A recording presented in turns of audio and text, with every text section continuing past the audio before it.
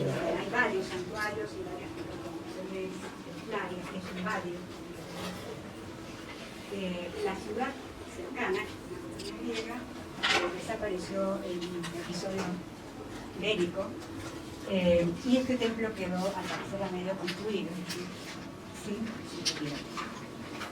Lo que podemos observar aquí es la proporción de las columnas, ¿no? Los capiteles, cómo es la altura de todo el entablamento con respecto al fusto de la columna. ¿Y por qué? No sé si se han preguntado por qué voy a un lugar que en realidad es externo al continente griego para mostrar que se puede haber pasado en el continente, en los santuarios y ciudades más importantes. ¿Es hasta donde se extendieron también? Sí, son colonias griegas. La Magna Grecia, el sur de Italia y Sicilia. El paisaje, no sé si fue fotografía, pero el paisaje es realmente llamativo e invita a contemplar, porque se ve de alguna manera el mar y el color del mar cerca, el cielo, el valle verde y estos templos que en algunos casos son ruinas, en otros casos se han conservado bastante bien. En el caso de este templo se ha conservado mucho más que otros porque quedaba lejos, retirado de la ciudad, que fue la colonia griega cercana al mar. Bien, esta sería la planta. De acuerdo a la cantidad de columnas que tiene el frente principal, ¿cómo podríamos llamarlo? ¿Se acuerdan que hemos pasado tipologías y les hablo de la cantidad de columnas? ¿Cuántas son? Es unas 6 y 2. 6, entonces exacto. No, esa tipología cuenta más que nada las del frente principal, que es lo más corto. Y a lo largo, ¿cuántas? 14. Tiene una longitud bastante, digamos, bastante importante con respecto a la ancha. Las columnas tienen algunas conexiones ópticas, a pesar de como es un leve énfasis en el que es un engrosamiento en el centro. ¿Cómo está compuesto el entablamento? ¿Qué es lo que hay aquí? ¿Qué es lo que hay aquí? ¿O qué hubieran? ¿O iban a colocar? Los frisos, o sea, las metopas y los frisos, muy bien. Frisos, aunque en los templos más arcaicos parece que hubo pintura. ¿Cuáles son los temas de estos frisos?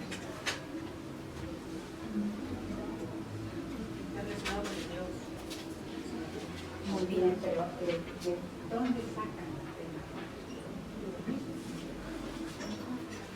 Son los mismos.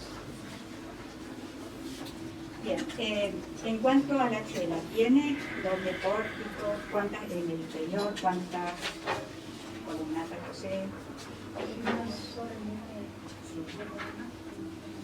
Y tenemos acá una simetría. Ahora, ¿qué sucede con este espacio?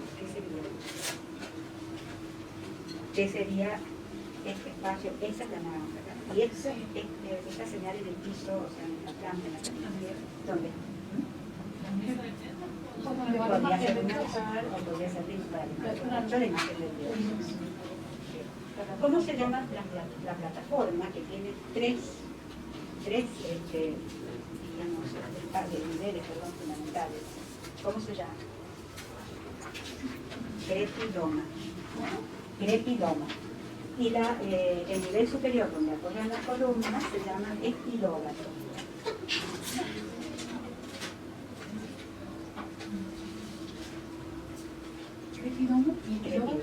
Estilógato es la superior donde apoyan la columna. Ajá.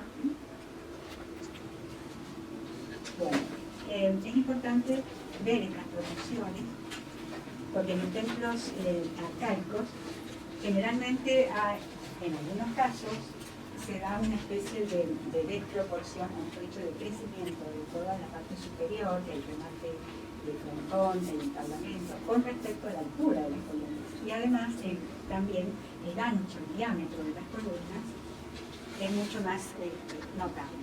Acá se ve bien en el perfil el crepidoma. Bien, parece que este templo no llegó a utilizarse, no llegó a colocarse la techumbre. Este es el paisaje.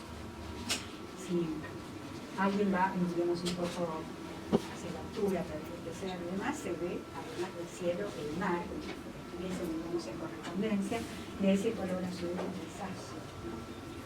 Todo el verde, digamos, del mar.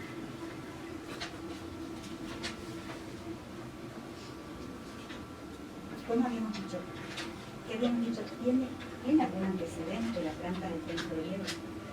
No las he pasado de nuevo, las tipologías de templo hoy, pero habían pasado. En todo caso, después repasamos o hacemos una síntesis, pero podríamos decir que hay algún antecedente en el ligero, en el mediterráneo.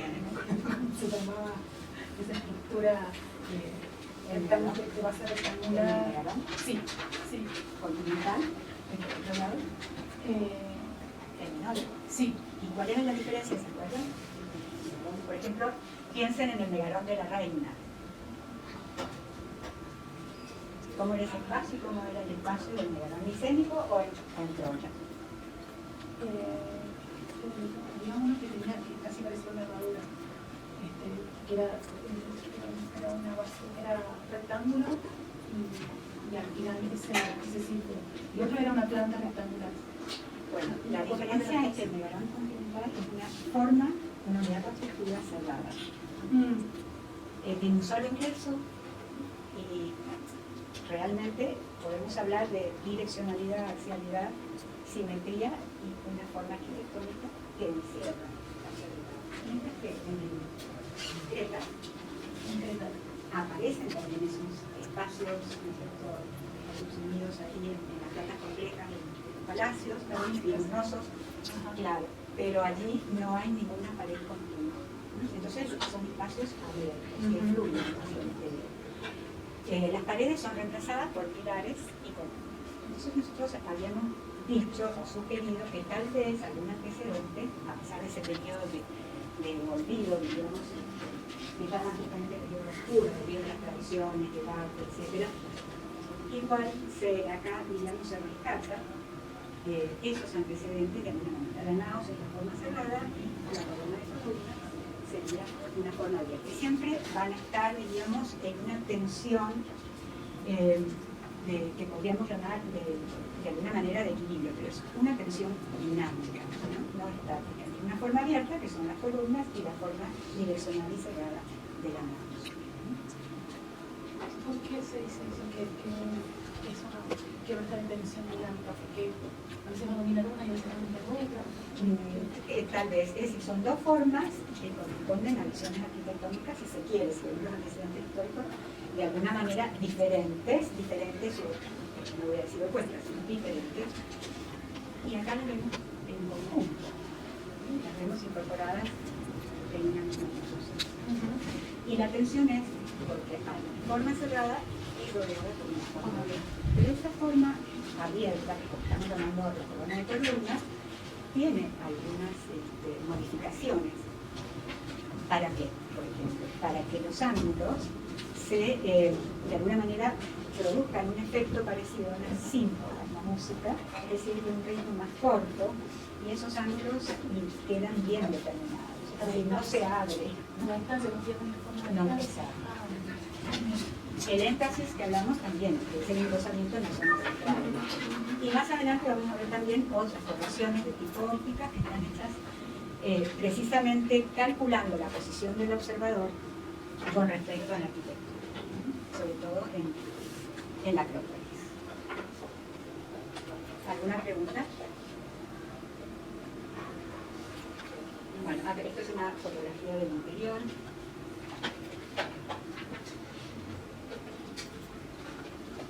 En Pekín tenemos otro templo también del periodo. También fue una colonia griega. Bien, ¿cuántas columnas tiene adelante? 6. Es un tipo de templo dórico exacto, ¿verdad? ¿Qué pasa con la altura del entablamento más, digamos, el frontón con respecto a las columnas? cómo se produce esa especie de arreglamiento del ritmo, ¿no? Columna, intercolumna, intercolumna, en las esquinas.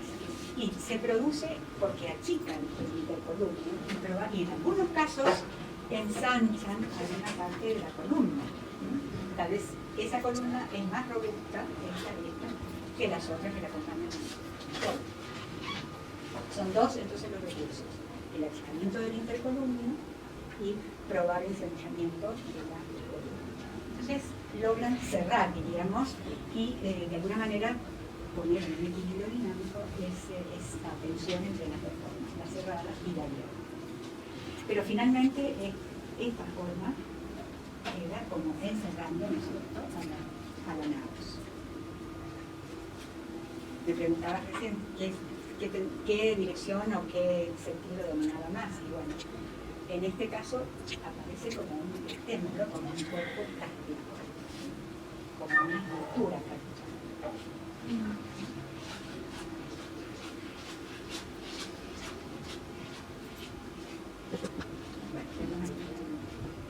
Un detalle: las columnas facetadas, que son características. Lo único varía la cantidad de facetas y también la forma en que están hechas estas facetas. Tenemos acá el collarino, el capitel y el ábaco, que es la pieza intermedia entre el entablamento y la columna. Y el prepiloma, con todos sus tres niveles, el prepiloma con sus tres niveles. Entonces, leyendo desde abajo hacia arriba, tenemos prepiloma, columna, el punto de la columna dórica, su capitel, el ábaco, y después viene toda la estructura superior que sostiene la techumbre, o sea, la cubierta externa y la cubierta interna. ¿Dentro de qué sistema arquitectónico?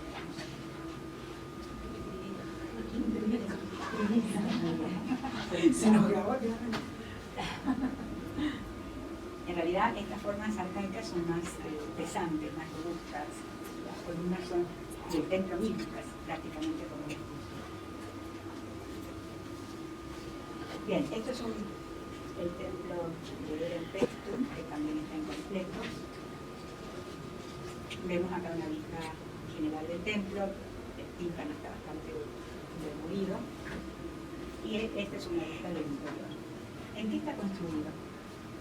¿Con qué material? Y el mármol también es una piedra, ¿o no? Sí, pero parece, o sea, el mármol blanco, hay diferentes tipos de mármol. Muy bien. Todo el Egeo y el Mediterráneo es rico en cantidad de buenas piedras y de mármol. Entonces, es piedra, sí, aunque no todo sea mármol, fundamentalmente el material de construcción.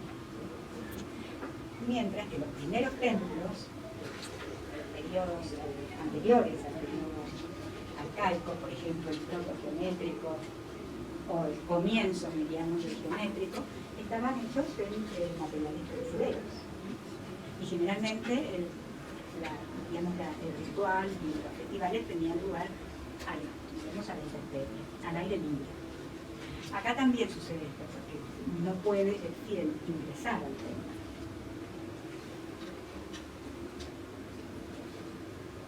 Bueno, entonces los primeros, bueno, esta es una maqueta, pero ya entraríamos en el periodo clásico del santuario de Olimpia. Creo que han imprimido más fotografías de la cabeza. Y tienen distintas etapas de construcción. Se producen numerosas formas y espacios desde épocas muy remotas. Pero acá, en el continente griego, lo que se ha conservado es el periodo clásico y helenístico, porque lo que era, digamos, aquellas construcciones más antiguas del periodo arcaico desaparecieron porque en el mismo lugar se ha vuelto a construir. ¿Por qué? ¿Por qué razón se construye en el mismo lugar? ¿Por qué razón? ¿Por qué? ¿Qué características? Muy bien, porque son espacios sagrados y que identifican con determinada habilidad. Es decir, ya sea un accidente, una algo especial, geográfico, lo que fuera. Pero todo eso forma, como hizo una autora francesa, Ackermann, una especie de unidad orgánica, ¿no? No hay tal separación entre lo que es naturaleza y espacio sagrado. Sí, pero hay una separación de lo que se llama templo, arte, o menos. Es decir, el espacio sagrado es este, está generalmente señalado por una muralla o un recinto. Pero además está vinculado, no está ahí casualmente, está vinculado o con un monte, como en el caso de India, con un bosque de altura, que ven aquí en la reproducción anterior. Y por otra parte, bueno, ya vamos a ir viendo distintas características y distintas asociaciones. Es decir, que la naturaleza misma, como se presenta, o sea, naturaleza, no podríamos hablar de naturaleza como si fuera algo separado de las construcciones y obras culturales y artísticas del hombre, porque ese paisaje tiene significados proyectados por el hombre, significados simbólicos. Y además, lo más importante es que dan lugar a una aparición o a una residencia de la divinidad, por sus características. Así que no se construyen en cualquier lugar los templos, sino ni complejos que construyen santuarios, sino que son lugares elegidos. Porque de alguna manera han visto allí la presencia o han incluido la presencia de la divinidad a la cual está destinado este texto. Bien.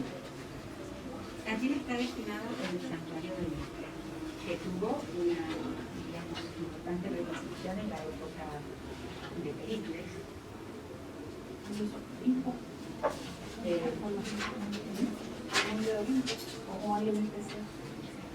Bueno, el santuario está dedicado a Zeus.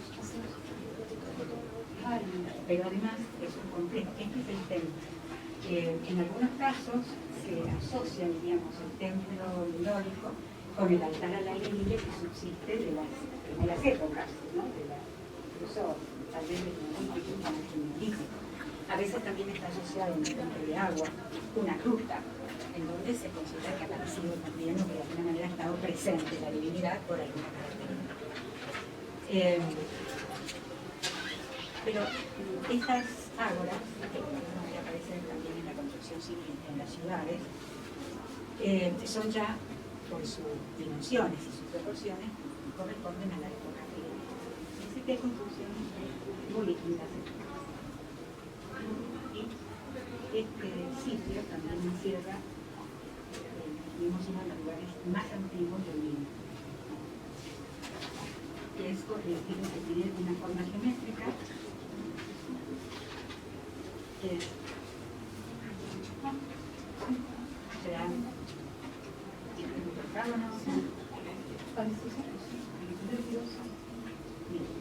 y también hay otros varios, diríamos, edificios que acompañan.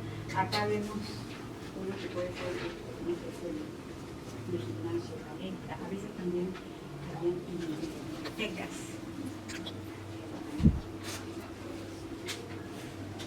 Y estos edificios pequeños, de distintas proporciones, alturas, etcétera, que se han ido poniendo a lo largo de la ocupación del espacio sagrado, son llamados tesoros. Son como pequeños templos en donde cada una de las comunidades que contribuían al mantenimiento del santuario llevaba sus ofrendas.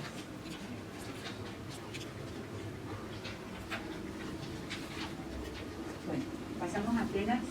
Esto es un plano de la época micénica, donde también hubo una ciudad fortificada en lo que hoy conocemos como Acrópolis, pero que a partir del periodo clásico lo que es sencillamente un santuario. Pierde, diríamos, su característica de palacio o ciudad fortificada. Acá tenemos restos, ¿no?, de casas y de legado de la época micénica, es decir, de la época pre-helénica. O sea, fíjense, desde muy antiguo ya hay otros sonidos. Hay casas, las termas, fuentes de agua.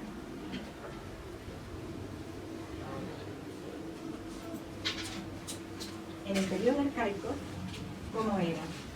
Atenas y la Acrópolis.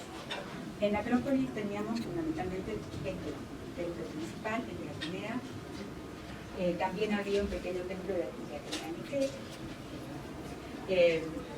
y se llegaba aquí desde el ágora de la ciudad. ¿Qué era el ágora? El camino que parte del cementerio, del pilón, la vía de las Panateneas, y llega hasta la Acrópolis. ¿Qué quiere decir? Vía de las Panateneas. Alude, digamos, esa conexión, digamos, esa vía sagrada, alude a cómo era el ritual que se celebraba cada tanta cantidad de años, una persona 4 o 5, y que partía del cementerio, de la puerta del cementerio.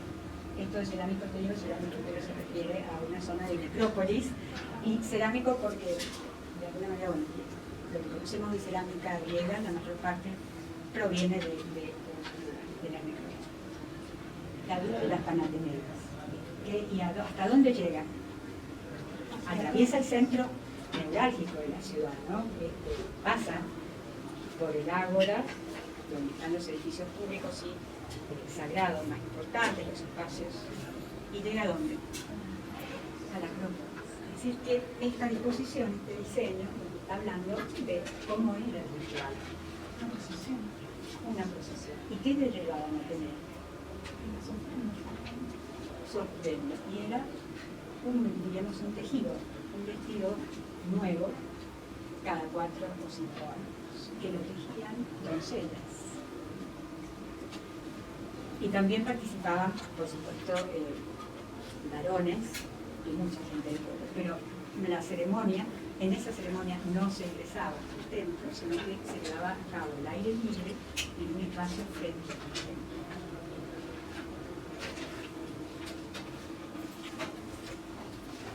Bueno, este es un plano de cómo es el ágora, pero ya en un periodo posterior, con todos los edificios que aquí se encuentran. Algunos edificios tienen que ver, digamos, con funciones públicas, y otros son edificios destinados a albergar un dios. Acá hay 2 estobas pequeñas, la estoba real y la estoba de Zeus, que se dice que construyeron, digamos, colmadas de pinturas en su interior, pero que hoy no existen. Y cuando vamos a estudiar la pintura griega, tenemos que recurrir a la pintura sobre soporte cerámico. Bien, ¿qué otra cosa podemos señalar acá? Este es el camino de la visualización. Desde allí partían y llegaban hacia la calle, pero atravesaban todo este espacio sagrado y también dedicado a edificios públicos. ¿Qué edificios públicos pudieron tener? Aparte de las estobas, que congregaban. ¿Cómo eran las estobas? Eran lugares alargados, cubiertos, con una cubierta interna y externa, y columnados.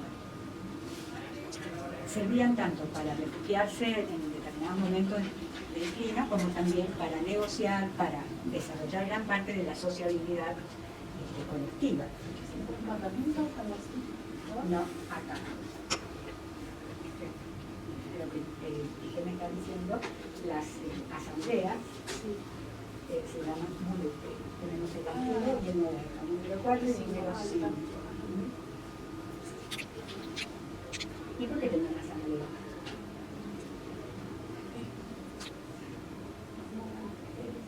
En la primera época tuvieron jefes, incluso de alguna manera gobiernos dictatoriales, pero con el tiempo se fue formando esta polis. Lo que llamamos democracia, pero no es como la democracia moderna, tiene otras características. Entonces, ¿qué había? Cuerpos colegiados que se reunían, estos cuerpos colegiados se reunían para decidir importantes referentes a la ciudad o polis. La polis fue una unidad, que reunía, ¿no es cierto?, a la comunidad, y que además tenía esos espacios públicos y sagrados. 11 y 12 son todas más tardías, se notan por proporciones más alargadas. Y luego el 9 está señalando la posición de un reloj de agua al frente, diríamos, de otro edificio destinado también a esas asambleas.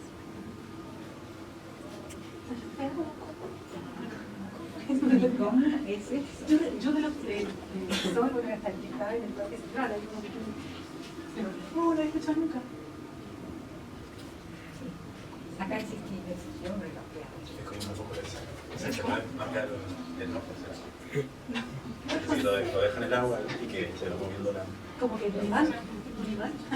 Eso es, decís una brújula artesanal. Pero la aguja tendría que estar magnetizada.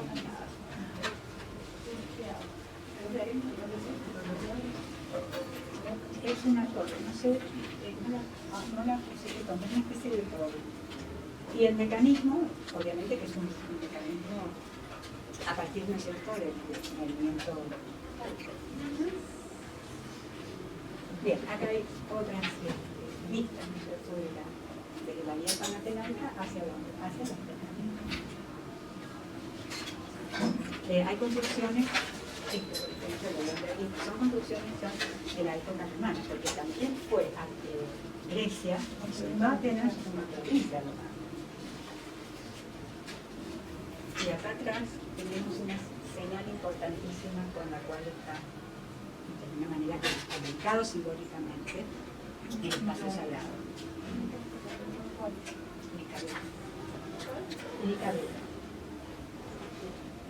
Y todas estas otras construcciones son de la época romana. Podemos poner los arcos, son característicos.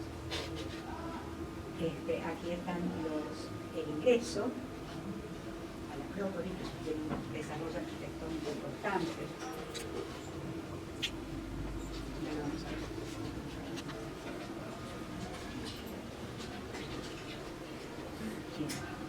Acá vemos una reconstrucción de lo que podría haber sido en la época del Gran Esplendor, ese vínculo entre las necrópolis y el santuario. Ya en la época clásica parece que termina su función de fuerte, o de palacio fortificado, y solamente queda el sitio como lugar sagrado que guarda las reliquias y las señales más antiguas.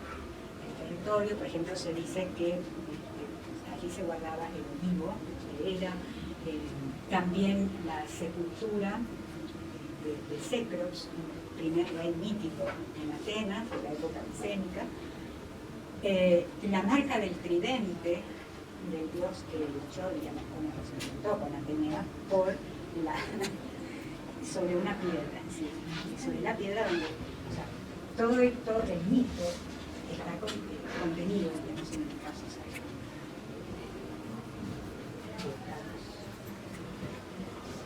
Otra perspectiva, este teatro junto con las otras construcciones también son mucho más tardías que los caminos.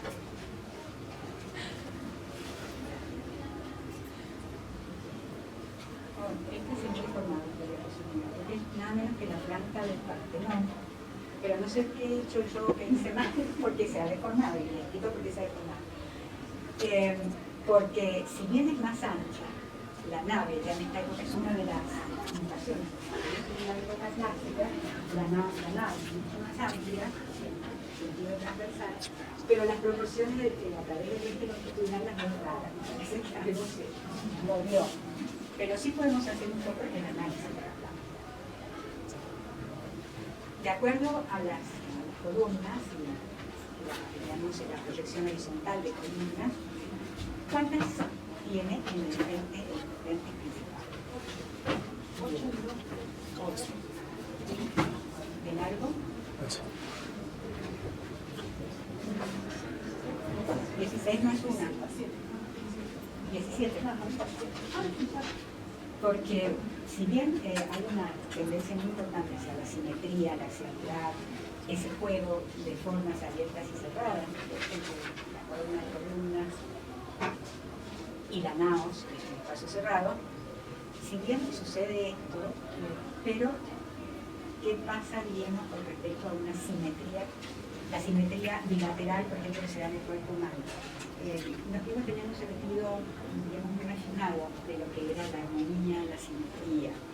Entonces, siempre en las formas en que podríamos hablar de doble simetría, como hacer un paso, como también el templo de Zeus en Olimpia, sin embargo, siempre ponen algún elemento, incluyen algún elemento que hay, digamos, un desliz de una simetría de igualdad de partes. Entonces acá, yo hablé de doble simetría, podría ser si nosotros tuviésemos a lo largo 16 columnas, pero ellos, para romper, diríamos, esa simetría tan simple, digamos, como forma o valores espaciales y formales, agregan una columna. Delicado romper de la simetría y volver otra vez a una simetría, pero en un equilibrio dominante. No es una simetría por igual, estática y por igualdad. Pero si el lado del otro no prende la materia. Ahí es donde se diferencia. Porque aquí así está la simetría. La simetría sí, y también podemos hablar así. Está bastante, pero hay equivalencia, no hay igualdad de partes. Si hubiese igualdad absoluta de las partes, en torno a los bocetos que podemos pasar, tendríamos que hablar de estatismo, como en Egipto, de la forma estática. En cambio aquí no hay esa igualdad absoluta, hay espacios y formas entre la misma. O sea que es una simetría dinámica. ¿Está claro esto? Sí, más o menos. Bien, la naos interiormente tiene doble columnata y en la cabecera, lo que sería la cabecera, tiene también columna como para lograr esa plataforma donde está la imagen de la divinidad. Del Partenón, ¿a quién está dedicado? De allí se dispone una escultura que elaboró Fídias, ¿no?, de acuerdo al plan de Pericles. Porque esta planta no es ni la planta micénica, ni tampoco el templo de Atenea Polias, porque esta planta surge cuando después de que los persas han arrasado la Acrópolis. Y surge como un proyecto político de liderazgo sobre las otras polis que integraban la Liga de Delos. Ahora, eso duró muy poco. Hubo Pericles y todos los artistas que trabajaban aquí, ellos tuvieron que renunciar, la posición de los ciudadanos más conservadores, quienes querían de alguna manera perpetuar esa estructura política de ciudades independientes, autónomas. En todo caso, un territorio cercano, circundante, sobre el cual tenían un cierto dominio político y económico.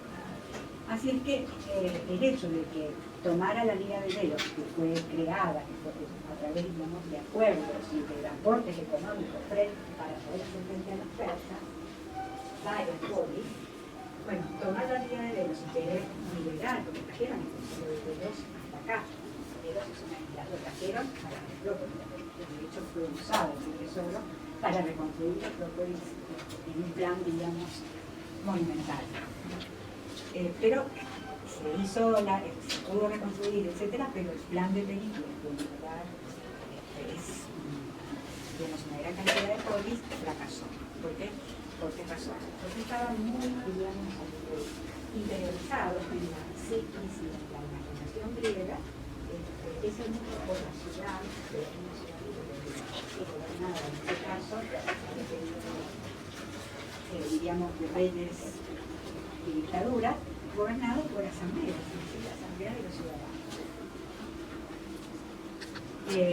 Para ellos, si se hubiera producido ese liderazgo de Atenas sobre las otras polis, se destruía uno de los sentidos de la democracia para el griego. Es decir, habría más poder de una de las polis sobre las otras. Y también no les caía bien unificar o tener un gobierno unificador, aunque sea en lo político, en lo sagrado, etc. Bien, ¿cómo es la planta del Partenón? Bueno, es más amplia en cuanto al sentido del eje transversal. Tiene dos espacios. Uno es la nao que alberga la imagen de la divinidad, que ya lo dije, fue hecha por Fidias, una imagen criselefantil. Esto quiere decir que estuvo hecha recubierta en oro y marfil. El espacio posterior, que no tiene comunicación con la nao, se llama opistódromos y estaba hecho para recibir las ofrendas. ¿Cuál era la forma más importante para atender? Que yo lo dije en eso. Claro, las togas, nosotros que tejían las doncellas. Ese opistódromo, fíjense en la proyección horizontal de las columnas, tiene doble círculo, mientras que las otras, uno solo, porque son columnas dóricas y no tienen basamento. Mientras que estas sí lo tienen, y no son dóricas, sino que son cónicas. Es tal vez la única vez que vamos a ver la fusión del estilo dórico y del estilo cónico. Porque, diríamos, simbólicamente significaría la unión de las columnas, de las colonias orientales, de la Jonia, el centro, digamos, en el continente, en Atenas. Es estrato pensado como un plan, diríamos, que simbólica y estéticamente iba a dominar, digamos, o iba a congregar un cierto progreso entre todas las otras ciudades. En realidad, externamente es un templo dórico, aunque tiene otros detalles más también que son cónicos, que lo vamos a ver ahora. Por supuesto, el idioma. Bien. ¿Sí?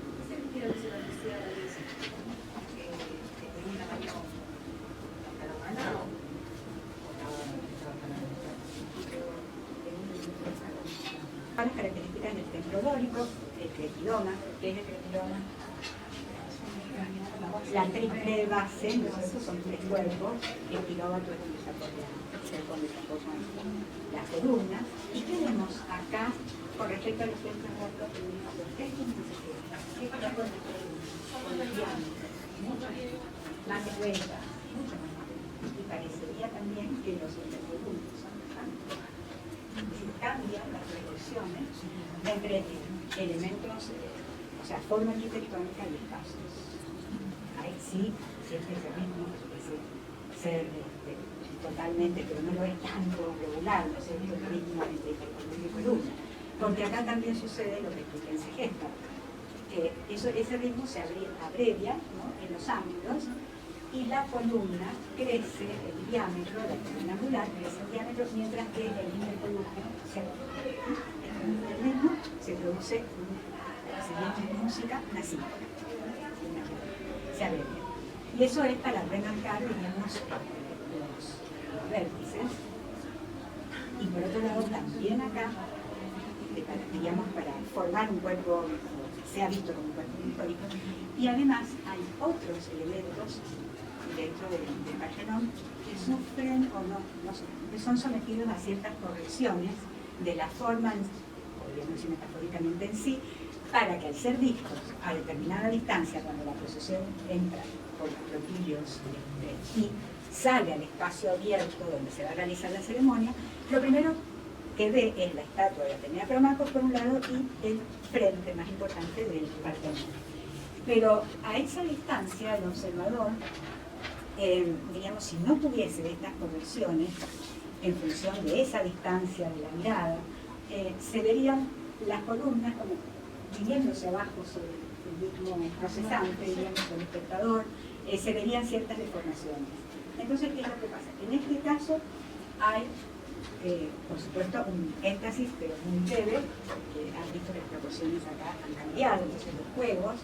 El módulo siempre sigue siendo, el módulo, diríamos, que juega acá, en matemática y geométricamente sigue siendo el diámetro de la columna, ¿no? Una unidad de medida, diríamos, ¿no? ¿El diámetro de la columna es una unidad de medida del edificio en sí? Sí. Tiene que ver con todo. Con todo. Es como un horario. Entonces, acá arriba lo que sucede es que hay un diámetro más amplio en la base y un diámetro un poco menor en la parte superior, para evitar digamos, cuando sale la procesión de los propilios, evitar esa deformación de la imagen que hace que se vea como que las columnas se van a volcar sobre el observador. Otra de las importantes, digamos, cosas que aquí suceden es que ha cambiado la proporción entre la parte superior y la parte inferior, fundamentalmente el fuste de las columnas con su coronamiento, ¿no es cierto?, de ábacos, capiteliada. Ahora es mucho más alta esta parte inferior que el entablamento más el triángulo del punto.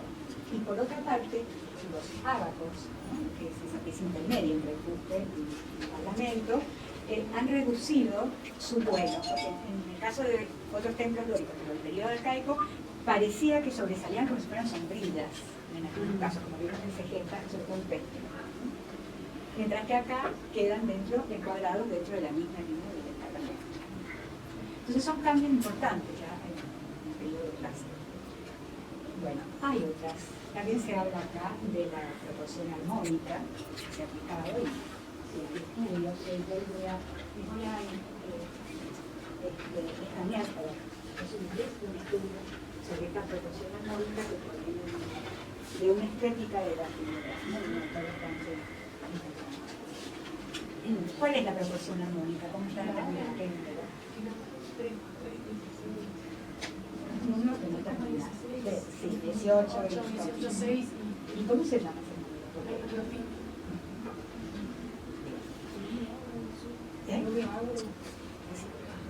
Sí. Bien, tiene mucho que ver con todas estas cosas. La matemática se aplica, obviamente. Y hay otra información también, que es una curvatura del cretidoma y una curvatura en la opuesta en la zona superior, entablamento y friso. Bien, yo digo friso. ¿Cómo está compuesto el friso en un templo dórico? Alternancia de qué? Metopas y triglifos. Los triglifos son esas formas verticales, son 3 incisiones, ¿no?, que marcan el límite entre las metopas.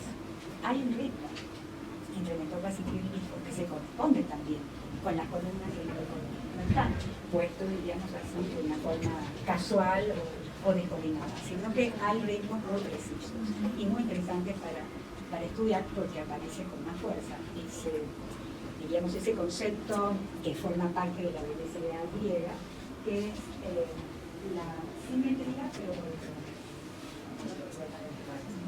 pero sí muy importante coordinar ejes de ritmos, no solamente en pisos, sino también en las estructuras de ritmo.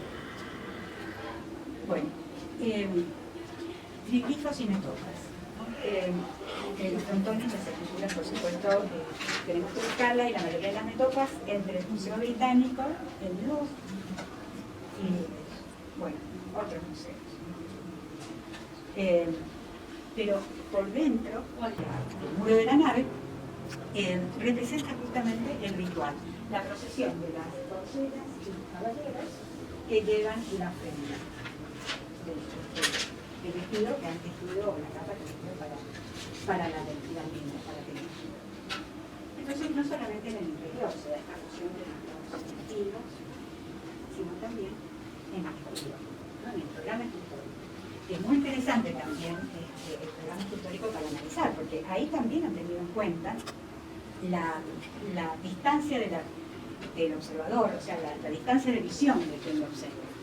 Por ejemplo, ese friso continuo que está, digamos, en la cara externa del muro de la chela y entre el ambulatorio de las columnas, es un relieve extransal, es decir, un relieve bajo relieve. Mientras que las metopas, ¿no?, tienen, si bien son relieves, pero tienen mucho mayor volumen. Es decir, se ven mucho más volumétricas. Estas metopas son vistas desde abajo, están a una altura bastante importante, y bajo la luz solar, mientras que el otro, ¿no?, se visualiza dentro del ambulatorio por partes. Bien, en los frontones las esculturas son prácticamente esculturas completas, aunque están adaptadas, digamos, a la forma del frontón y de las cornisas del frontón. Siempre los senos son el mito, ¿no? Los mitos fundantes, sobre todo los dioses olímpicos y sobre todo también la justa, no sé si hace lucha, pero era como un torneo entre Atenea y Poseidón para poder de alguna manera no solo proteger, sino también ser la patrona sagrada de Atenas. Es muy interesante si vemos las esculturas de friso continuo, las posturas y el movimiento, no es una posición totalmente continua, una figura de la otra, sino que hay pequeñas detenciones, figuras a nuestra vez que se dan vuelta como para dialogar con el que viene atrás. Es decir, hay como también, ahí podemos hablar de una ambigüedad temporal. Es decir, no es una procesión absolutamente continua, pero las están justapuestas, vienen era una tras de otra, sino que hay distintas interrupciones de esa continuidad temporal. Entonces, podemos hablar de una especie de cambio en la situación del tiempo. Bueno, pero eso lo veríamos mejor con las esculturas. Entonces los voy explicando. O sea, está realmente todo el edificio proyectado para poder justificar simbólicamente esa pretendida plan de Pericles de reunir a las mismas polis que llegaban a la vida de ellos, que habían ganado, podrían hacer frente a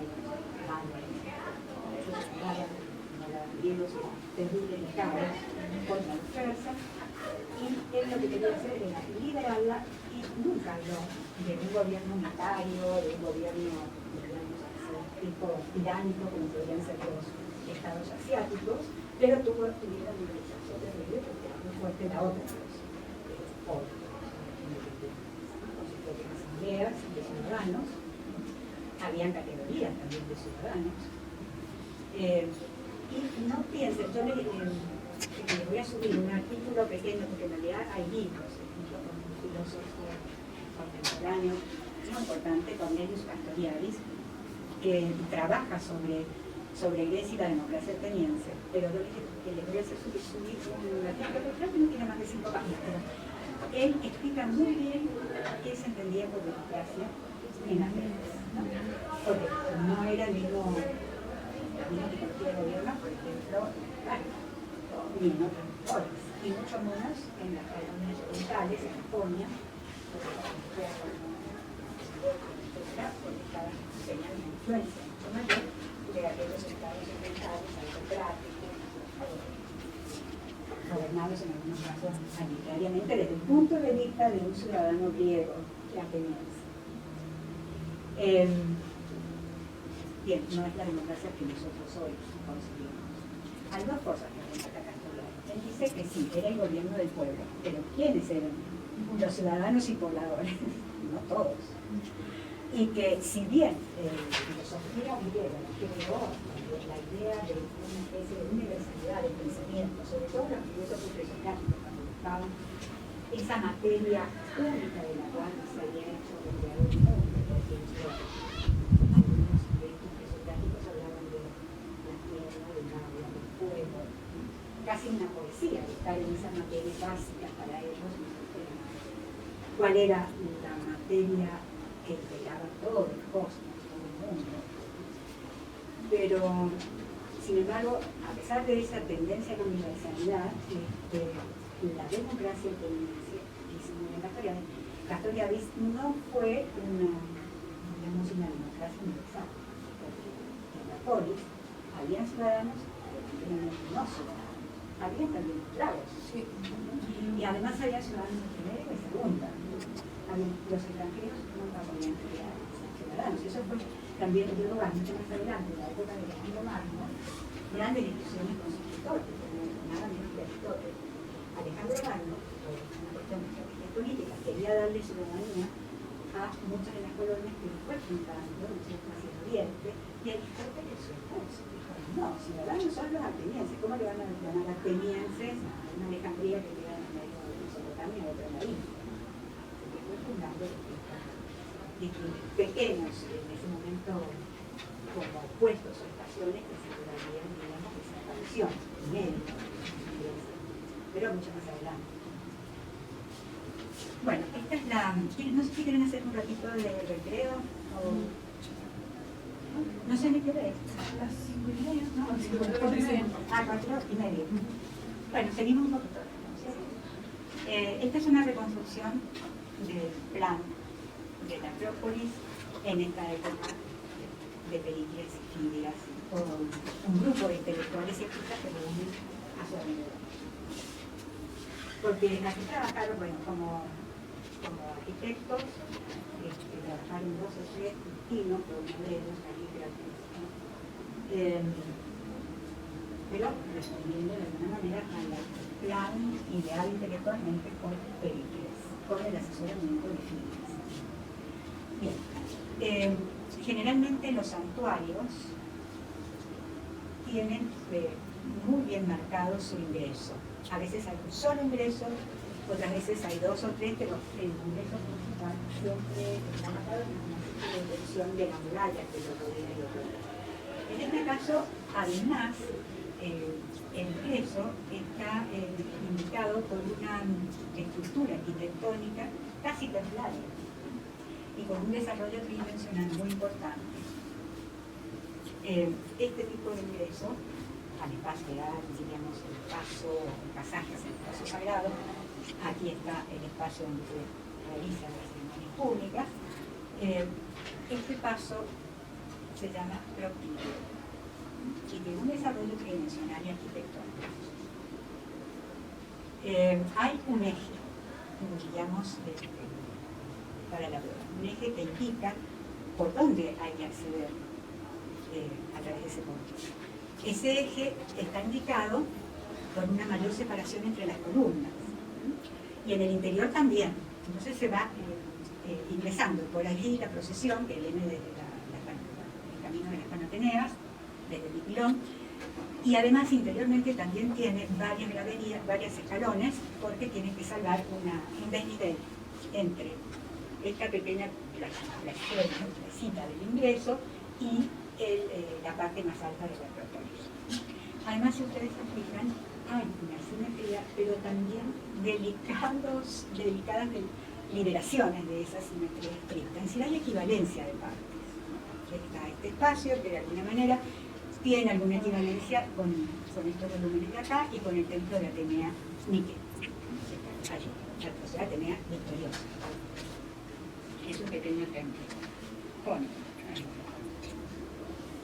Bien, cuando salen de los propilios, que es lo primero que se encuentra, el procesante es la imagen, digamos, mucho más grande que el tamaño natural de Atenea Trumacos y el frente principal del partido.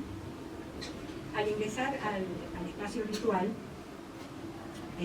propiamente dicho, es esta especie de atrio frente al lateral del Partenón, también se encuentran con el templo, que es un templo típico, que lo mencioné en la otra clase, pero en el aire,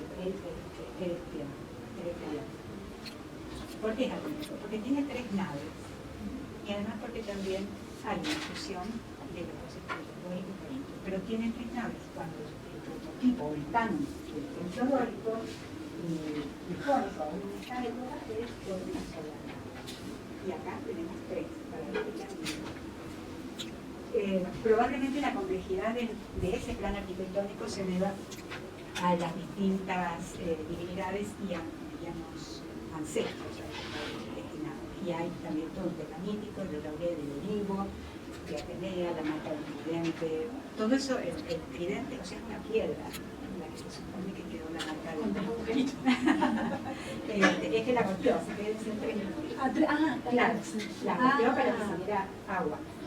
Y salió un manantial, pero de agua salada. Mientras que el olivo de Atenea representa la eternidad. O sea, que si esa cruzó, obviamente que ella ganó esa especie de gobierno sagrado de Atenas.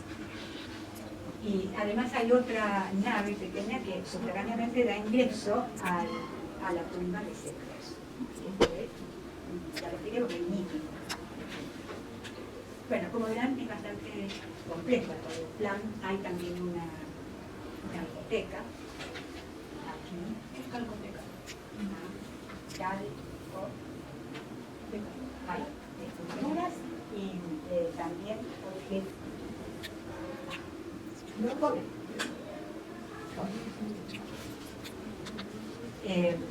No hubo acá exactamente un gimnasio con otros espacios sagrados, pero sí todo este espacio libre se usaba para el ritual y los festivales cada 4 o 5 años.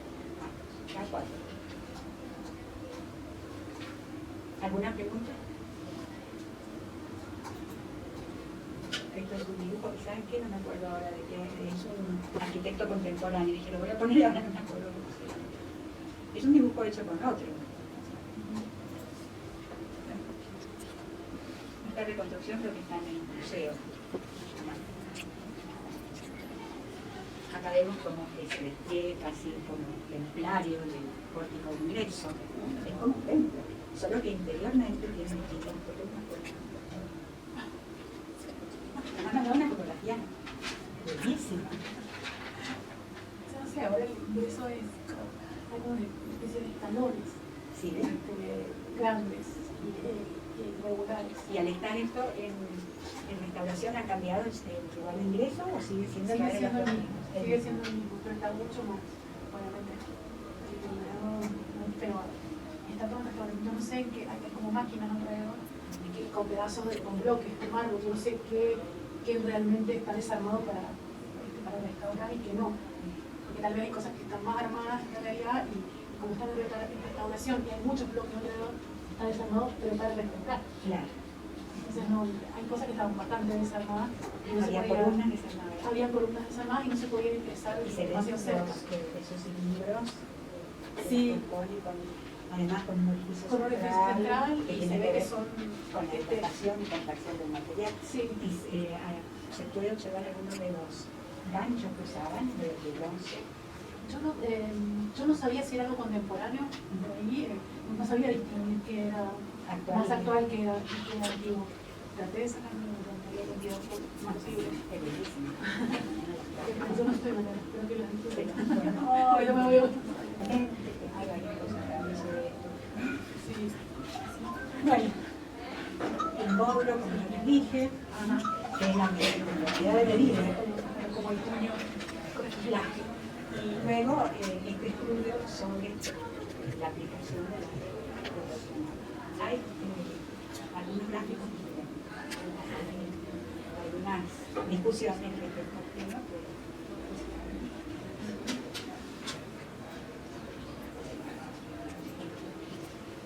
bueno, acá está exagerado. Donde se ven en todas las colecciones que yo les describí. Las columnas hacia adentro, las de la esquina, claro, las de la esquina, ¿verdad?, que se engrosan y los intercolumnos se achican, y bueno, las curvaturas en la parte de la cubierta, del entablamento cubierta y también repito. Está exagerado para que lo vean. Está bien didáctico. Todo lo que explicamos y que a lo mejor no se veía claro. El interior es una construcción probable del interior con la estructura de atentado. Como dijimos que se llamaba el núcleo era de madera y estaba cubierta de oro y marfil. Además llevaba un escudo con relieve en el anverso y en el reverso, y también llevaba una tenea alada, o sea, una mité en la mano, y todo un tocado, digamos, que tiene que ver con la simbología sagrada. Esa escultura puesta en el interior se vería así. Acá vemos las columnas jónicas de todo.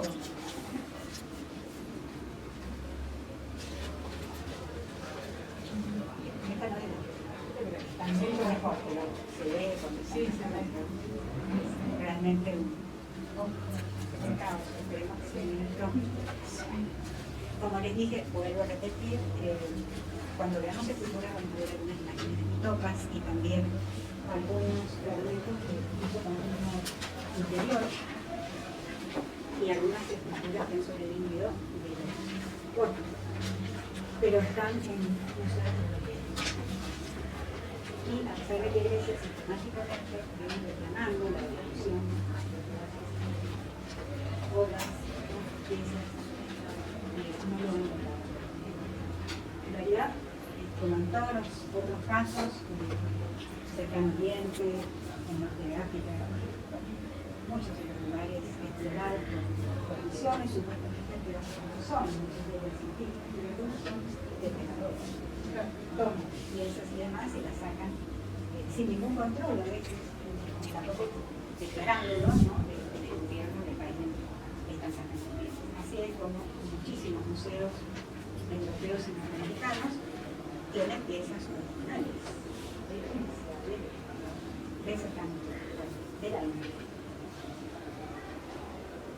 Y el tema es muy grave, justamente las esculturas del Partenón, y no hay forma de que sea. Nosotros tenemos algunas reproducciones de fragmentos. Acá hay una metopa que ha subsistido excepcionalmente por estar más en su lugar, en donde también vemos cómo se achica el ancho de la metopa en esa especie de cambio del ritmo, es decir, el ritmo no es la evaluación de los elementos, tanto en la parte superior como en la inferior, no es monótono, tiene algunas variantes pequeñas. Bien, acá parte, digamos, de algunas de las escenas que se representaban en las metopas, que es la lucha entre las Lapidus y Centauros. En realidad, los temas son muy interesantes porque en realidad la caída del panteón antiguo y el triunfo de los dioses olímpicos, nuevos, que caen,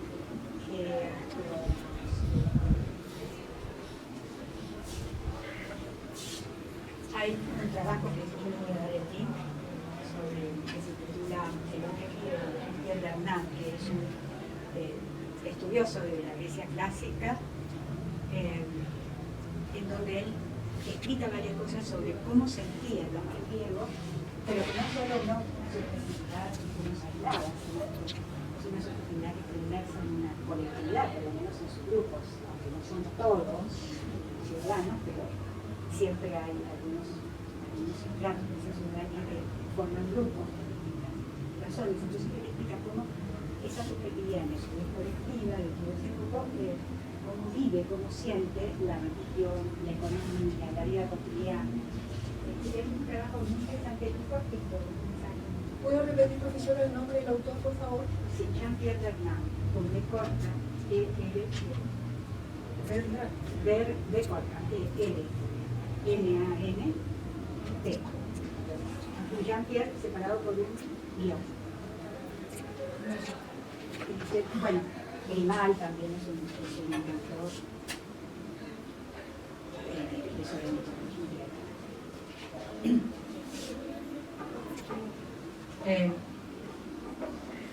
Los glifos son estas piezas, queda claro entonces. La metopa es una losa cuadrada, tiene mayor volumen que el relieve interior, que es un bajo relieve. Y ustedes pueden ver algunas reproducciones que son una simetría, también una simetría marcada. Las columnas dóricas en el frente, jónicas en el interior, las escalinatas para salvar los niveles, y luego otra vez columnas dóricas al salir al espacio, al aire libre, que es el espacio espiritual. La equivalencia de partes, o sea, hay una cierta simetría, pero las partes no son iguales, ¿no? Y acá hay una expansión de esta especie de terraza para poder alojar el templo de Atenea Nike, que acá lo vemos en una reconstrucción, ¿no? Con su altar. Es un templo, un pequeño templo, como verán, de proporciones no rectangulares, sino de una cuadrada, y jónico, ¿sí? Como verán,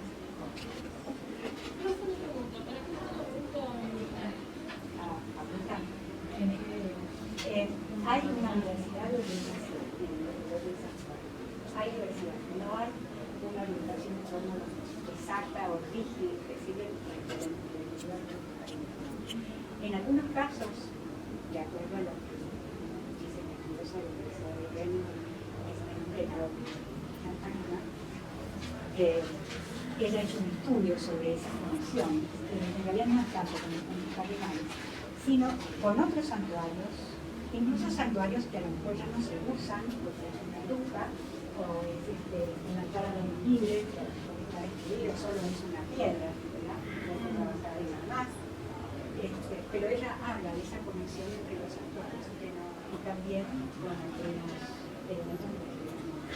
Entonces dice que en la arquitectura, el complejo del santuario, la arquitectura, el paisaje, el historia, cómo podemos llevar una especie de red de conexión, pero esa red de conexión, que en su momento puede estar verificado, primero que conectaban en distintos sitios, una ruta, una fuente de agua, que también es considerado por el parque del santuario, un bosque como una India, un pequeño bosque de altura. Bueno, hay conexiones que ahora no las advertimos, pero son conexiones simbólicas importantes. Porque el hierro, un bosque de día en esos sitios, es precisamente la conexión esa especie de misterio religioso, esta aparición divina. Y que en algunos casos, como por ejemplo en el Exorcist, en las noches también, se producían porque ciertas aberturas de las puertas en los techos estaban calculadas para que en determinado momento del año, al ingresar a la luz solar, hubiera precisamente sobre la como una aparición luminosa, la presencia de agua,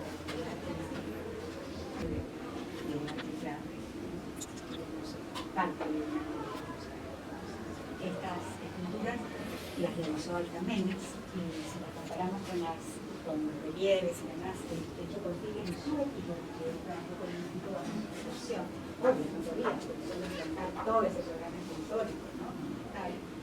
Si las comparamos a estas sacerdotisas, en realidad son mucho más mecánicas que lo que veríamos en los relieves y los escultóricos. El autor, sin embargo, fue un coetáneo de Filas, Alcamenes, pero su modo de trabajar respondía mucho más a la forma antigua, como diría Primo.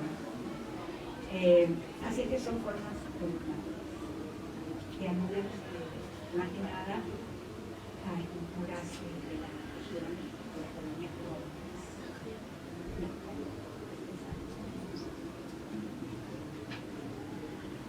Bien, vemos también que tiene una forma irregular, el templo, que es el que haga como un templo atípico.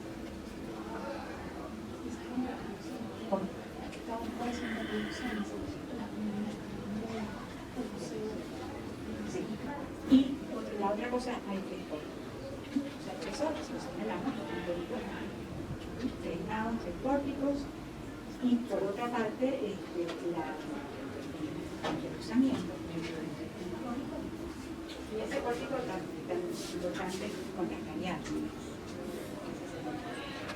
El escultor de las cariátides se llamó, se lo vuelvo a repetir, Alcamenes, A-L-K-A-M-E-N-E-S,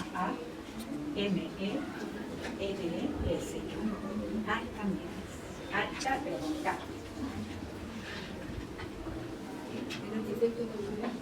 Alcamenes no, solo pero igual, después lo van a ver en las esculturas, de nuevo van a pasar esto, ¿no? Toda una proyección de arquitectura, como estoy diciendo. Acá se ve también otra circunstancia, digamos, el plan del Stellion Eye, que sería raro, diríamos, si tenemos en cuenta la forma canónica de los templos dóricos, arcaicos y clásicos, que es los distintos niveles. O sea que es una forma externamente una forma irregular. Internamente también. Tenemos formas que responden al estilo jónico, como estas columnas, y son detalles. Esto sería una reconstrucción importante. Hay un arquitecto francés, Baudin, que me parece que la editorial Ferro, que es una editorial española, esa editorial publicó sus dibujos, sus pinturas, porque hizo reconstrucción de la mayor parte de los santuarios griegos, pero con una exactitud científica, digamos, muy importante, aguadas.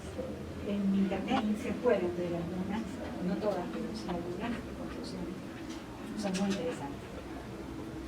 Baudin, o sea, G-O-L-B-I-N.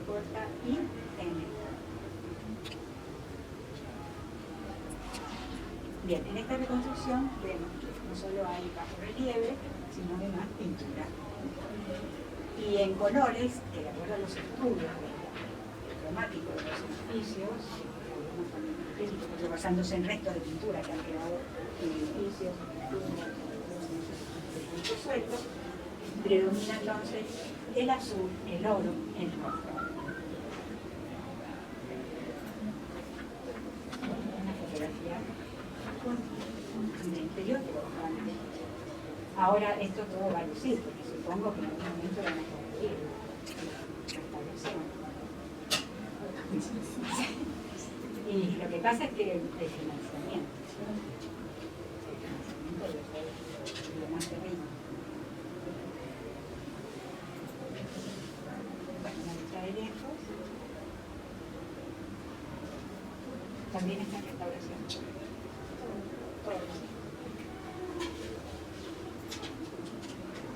Unas calidades, pero que son reproducciones, no van a ser Silvana, porque las originales están en el museo. ¿Sí? Creo que sí, pero casi todo lo que lo hacía, pero no me las alcancé a pegar, pero ese no tuve tiempo.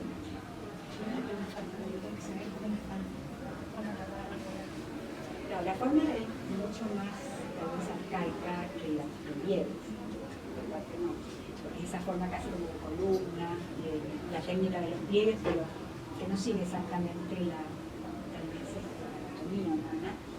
No es la técnica de los paños mojados que vemos en los relieves del templo de la Trinidad de Miquel, por ejemplo, que son más clásicos, la pierna adelantada, ¿sí? Que es de la manera arcaica.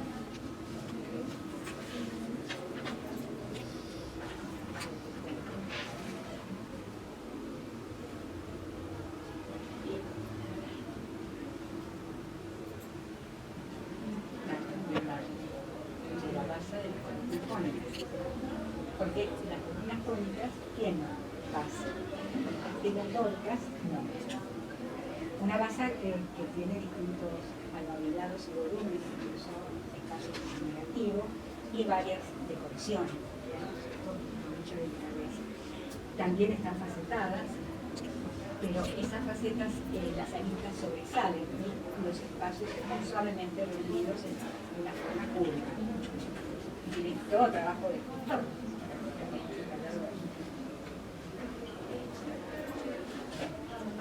Bueno, veríamos algo de las colonias cónicas. Hemos visto ya de las colonias del oeste en la Magna Grecia.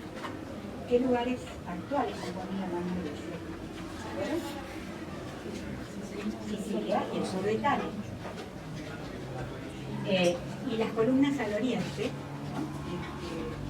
¿en dónde? En las costas de la península de la actual Turquía. Actual Turquía. Ah, bueno, dejamos acá. ¿Saben qué? De todas estas...